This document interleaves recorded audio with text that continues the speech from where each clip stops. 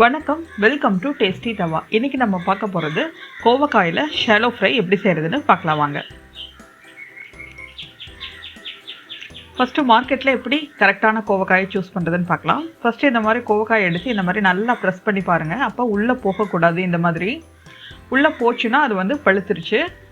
Cut பண்ணி பார்த்தீங்கன்னா உள்ளே பிங்காக இருக்கும், விதையெல்லாமும் பெருசாக இருக்கும். இது கட் பண்ணுறதும் கஷ்டமாக இருக்கும், சாப்பிடும்போது நறுக்கு நறுக்குன்னு இருக்கும். ஸோ இந்த மாதிரி சூஸ் பண்ணாதீங்க. விதையெல்லாம் பெருசாக இருக்குது பாருங்கள். மோஸ்ட்லி இந்த மாதிரி சூஸ் பண்ண வேண்டாம். இப்போ இந்த கோவக்காய் ப்ரெஸ் பண்ணும்போது நல்லா ஸ்டிஃபாக இருக்குது. இதை கட் பண்ணி பார்த்தா உள்ளே நல்லா க்ரீனியாக இருக்கும், விதையெல்லாம் சின்னதாக இருக்கும். இது பிஞ்சு. கட் பண்ணும்போது ரொம்ப சாஃப்டாக இருக்கும். இந்த மாதிரி ரெண்டு ஓரத்தையும் கட் பண்ணிவிட்டு பாதியாக வெட்டிக்கோங்க. வெட்டிட்டு இதை ஒரு பாதியை மறுபடியும் 4ஆவோ 5ஆவோ கட் பண்ணிக்கலாம். எவ்வளோ தூரம் உங்களுக்கு ஸ்லைஸ் பண்ண முடியுமோ அந்த அளவுக்கு ஸ்லைஸ் பண்ணிக்கலாம். இது சாப்பிட்டோன்னா நமக்கு டேஸ்ட்டாகவும் சாஃப்டாகவும் இருக்கும். இந்த மாதிரி ரவுண்டாகவும் கட் பண்ணி நம்ம ஷாலோ ஃப்ரை பண்ணலாம்.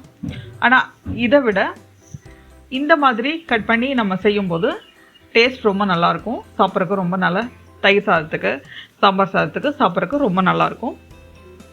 ஈஸியாகவும் வெந்துடும். இப்போ நம்ம எப்படி செய்கிறதுன்னு பார்க்கலாம். ஒரு பேனில் 2 டேபிள் ஸ்பூன் ஆயில் விட்டுக்கலாம். எண்ணெய் சூடானதுக்கப்புறமா கடுகு 1 டீஸ்பூன் போட்டு தாளிச்சுக்கலாம். கடுகு பொரியணும். பொரிஞ்சதுக்கப்புறம் நம்ம கட் பண்ணி வச்ச கோவக்காயெல்லாம் உள்ளே போட்டுக்கலாம். இந்த சம்மரில் கோவக்காய் அடிக்கடி சேர்த்திக்கோங்க. உடம்புக்கு நல்ல குளிர்ச்சி தரும். சுகர் பேஷண்ட்ஸ் கூட இதை அடிக்கடி எடுத்துக்கலாம், ரொம்ப நல்லது. இது கூட கொஞ்சம் மஞ்சள் தூள், இந்த எல்லா வெஜிடபிள்ஸ்க்கும் தேவையான அளவுக்கு உப்பு சேர்த்துக்கலாம். இப்போவே 1 டீஸ்பூன் அளவுக்கு உப்பு சேர்த்துக்கோங்க. இதை ஸ்டவ்வை சிம்லேயே வச்சு நல்லா மிக்ஸ் பண்ணி விடுங்க. மூடி போட்டு வேக வைக்கணும். அப்பப்போ கலந்து விட்டுக்கணும். சிம்லேயே வேகணும், அப்போ தான் காய் ரொம்ப டேஸ்ட்டாக இருக்கும். அப்பப்போ செக் பண்ணிக்கோங்க. இந்த மாதிரி கலந்து விட்டுக்கோங்க. அடி பிடிக்கிற மாதிரி இருந்துச்சுன்னா 1/2 கிளாஸ் அளவுக்கு மட்டும் தண்ணி சேர்த்துக்கலாம். தேவைக்கேற்ற மாதிரி தண்ணி சேர்த்துக்கோங்க.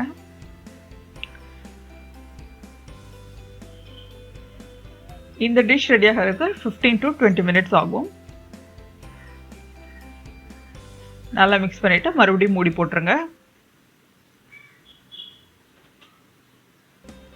இப்போ ஆல்மோஸ்ட் குக் ஆகிடுச்சு. 90% குக் ஆகிடுச்சு.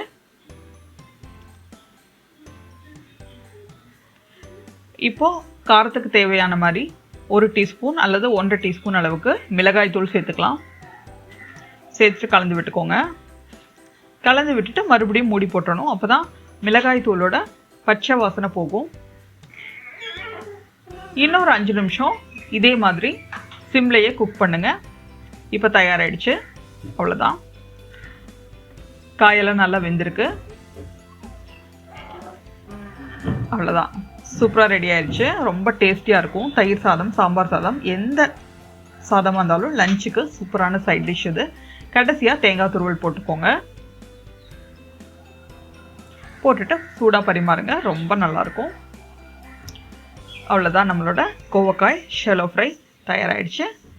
நீங்களும் இந்த ரெசிபியை உங்கள் வீட்டில் ட்ரை பண்ணி பாருங்கள். மறுபடியும் இன்னொரு ரெசிபியில் மீட் பண்ணலாம்.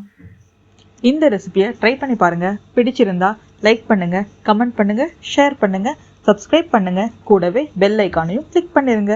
தேங்க்ஸ் ஃபார் வாட்சிங்.